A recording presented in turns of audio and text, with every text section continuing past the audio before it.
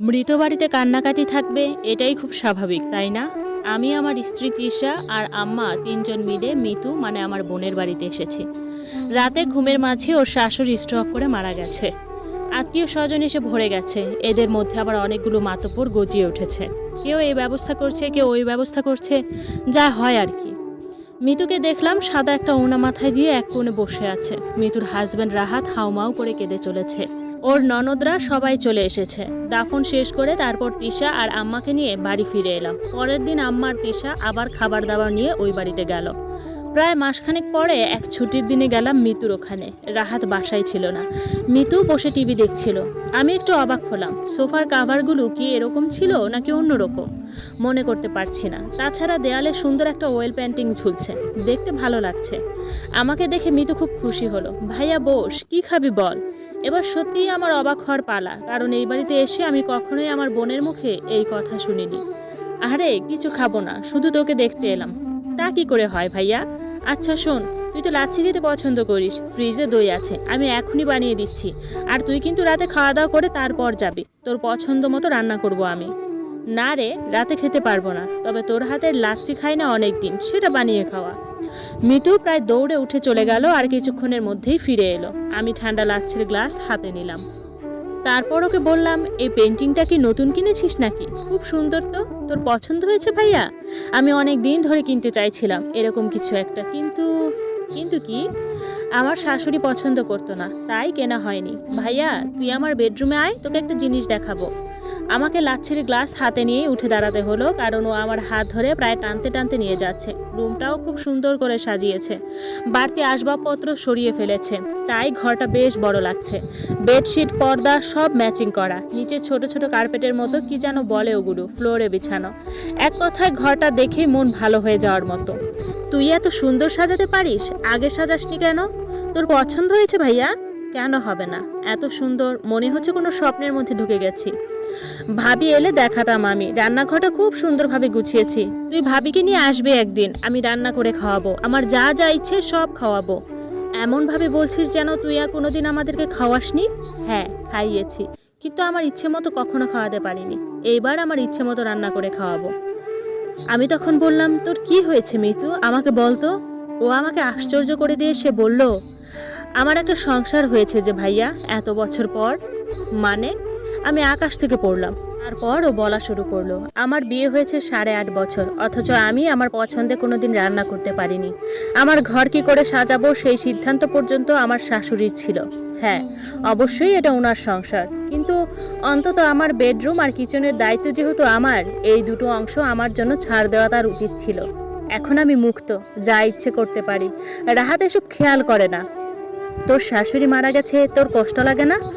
ভাইয়া, তোর কাছে কিছু লুকাবো না, বিশ্বাস কর, উনি মারা যাওয়াতে আমি একটুও কষ্ট পাইনি। তবে যে আনন্দ পেয়েছি তাও না, কারণ রাহাত ভীষণ কষ্ট পেয়েছে। আর কোনো স্বামীর কষ্টে তার স্ত্রী আনন্দিত হতে পারে না।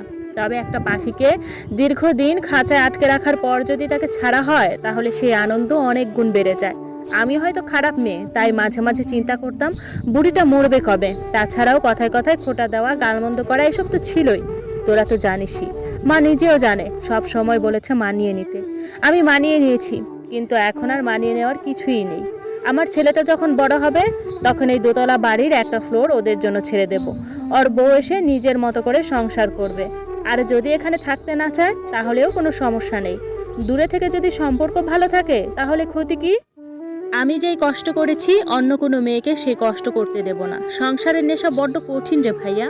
মেয়েরা এই নেশায় পাগল থাকে, কিন্তু বেশিরভাগ মেয়ের কপালে এটা জোটে না। কিছুক্ষণ ঝিম মেরে বসে থেকে বাসায় ফিরে এলাম। কিরে, মিতু কেমন আছে? এখন বাসায় ফিরতে ফিরতে মায়ের প্রশ্ন। ভালো আছে।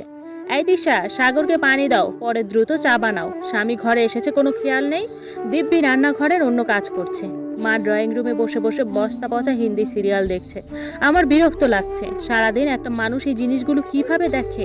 তিশা আগে পানি দিয়ে গেল, কিছুক্ষণ পর দুজনের জন্যই চা নিয়ে এলো। মা চায়ের কাপে চুমুক দিয়েই মুখ বিকৃত করে বললেন, আরও একটু চিনি দিতে। তিশা আবার দৌড়ে গেল। একটু পর বললেন, চা ঠান্ডা হয়ে গেছে, এটা যেন গরম না করা হয়, নতুন করে আরেক কাপ বানাতে হবে। তিশা রোবটের মতো আবার বানিয়ে নিয়ে আসলো। আমি বসে বসে টিভির সিরিয়ালের চেয়ে ঘরের সিরিয়ালটাই দেখছিলাম। তারপর মা তিশাকে আবার বলল, শোনো, রাতের জন্য ভারী রান্নার প্রয়োজন নেই, একটা ভাজি করো, দুপুরের ডাল তো আছেই, আর আলু বেগুন দিয়ে রুই মাছের তরকারি রান্না করো। তিশা মাথা নাড়িয়ে চলে গেল।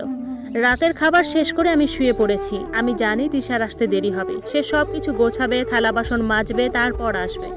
আমাদের 2 বছরের বিবাহিত জীবনে প্রতিদিন এই হয়ে আসছে। ও এই বাড়িতে বউ হয়ে আসার পরেই কোনো এক অজ্ঞাত কারণে আমাদের কাজের মেয়েটির আশা বন্ধ করে দেয়। আমি আগে লক্ষ্য করিনি অথবা গুরুত্ব দেইনি। বিয়ের আগে আমাদের 1.5 বছরের সম্পর্ক ছিল। সেই সময়ে যে উচ্ছল প্রাণবন্ত তিশাকে আমি দেখতাম, মাত্র 2 বছরের ব্যবধানে সেই তিশাকে এখন আর মেলানো যাবে না। তার মধ্যে কেমন একটা রোবট ভাব চলে এসেছে। শারীরিকভাবেও এখন আর সে খুব একটা আকর্ষণ বোধ করে না আমার প্রতি, আমি তা বুঝি। বিয়ের প্রথম কিছুদিন আগ্রহ ছিল, কিন্তু এখন আর নেই। যাই হোক, তিশা ঘরে এসে জিজ্ঞাসা করলো, ঘুমাওনি তুমি এখনো? কি হয়েছে, কোনো সমস্যা? মিতু কেমন আছে? ওর কোনো সমস্যা হচ্ছে কি? আমি সবগুলো প্রশ্ন এড়িয়ে ওকে জিজ্ঞেস করলাম, আচ্ছা তিশা, তোমার কখনো ইচ্ছে হয় না নিজের একটা সংসার হোক? তিশা গভীর চোখে আমার দিকে তাকালো। তোমার মনে আছে গত মাসে আমার বোন আর দুলাভাই এসেছিল? তুমি তখন অফিসের কাজে চিটাগাং। ফোনে তোমাকে তাদের আসার কথা জানিয়েছিলাম। খাবারের পর ডেজার্ট হিসেবে আমি কাস্টার্ড বানিয়েছিলাম মায়ের অনুমতি ছাড়া। তাদের সামনে মা আমাকে কিছু বলেননি, কিন্তু তারা চলে যাবার পরে এই বাড়িতে 1 সপ্তাহ দুধ চা বানানো হয়নি। মা তো রং চা খান, কিন্তু আমি তো দুধ চা ছাড়া খেতে পারি না। আর জানোই তো, দিনে 2 বার চা না খেলে আমার মাথা খুব ব্যথা করে। আমি একটু চমকে উঠলাম। কই, তুমি তো আমাকে কখনো কিছু বলনি। মনে করে দেখো তো, কখনোই কি আমি কিছু বলিনি? আমি স্মৃতির পাতা হাতড়াতে থাকলাম। বিয়ের প্রথম তিশা অভিযোগ করত, ও কাপড় আয়রন করতো বলে ইলেকট্রিসিটির বিল বেশি আসে। এই নিয়ে মা ওকে কথা শুনিয়েছিল। ও একবার মাছের ঝোল রান্না করার বদলে দো পেঁয়াজা করেছিল। মা সেটা মুখেও দেননি। কাজের মেয়েটিকে কাজ ছাড়িয়ে দেওয়া হয়েছিল, কারণ পার্মানেন্ট কাজের মেয়ে তো পাওয়া গেছে, সেটা আমার বউ তিশা। আমার দিকে যত আত্মীয় স্বজন আছে, যে কারো বাড়িতে গেলে ওকে শাড়ি পরে যেতে হয়। আমি বিয়ের আগে থেকেই জানি ও শাড়িতে একেবারে কমফোর্টেবল না। অনুষ্ঠান বাড়ি হলে ভিন্ন কথা ছিল, কিন্তু তাও না। তিশা এসব হিন্দি সিরিয়াল একেবারে পছন্দ করতো না, হয়তো এখনো করে না, কারণ ওকে আমি কখনোই টিভির সামনে দেখি না। আমি তিশার মাথায় হাত রাখলাম। ততক্ষণে সারাদিনের ক্লান্তিতে ও পাশ ফিরে ঘুমিয়ে গেছে। প্রথম আমি জড়িয়ে না ধরলে ওর ঘুম আসতো না, আর এখন আমার ছোঁয়ায় যেন ওর ঘুম আসে না। নিজেকে খুব অপরাধী লাগছে। আচ্ছা, তিশা নিজেও কি মনে মনে আমার মায়ের মৃত্যু কামনা করছে? হয়তো করছে, তা না হলে সে নিজের একটা সংসার পাবে না। মনে পড়ে গেল মিতুর কথাগুলো। সংসার পাবার নেশা মেয়েদের জন্য বড্ড কঠিন রে ভাইয়া। আমি প্রায় শিওরে উঠলাম, কেউ একজন আমার মায়ের মৃত্যু কামনা করছে। যত তাড়াতাড়ি মৃত্যু হবে সে তত খুশি হবে। হয়তো বহিঃপ্রকাশ করছে না। আমার বোন যেমন করেনি। আমার গা কেমন গুলিয়ে উঠলো। আচ্ছা, এখন আমি কি করব? বুঝতে পারছি না, সব গুলিয়ে যাচ্ছে।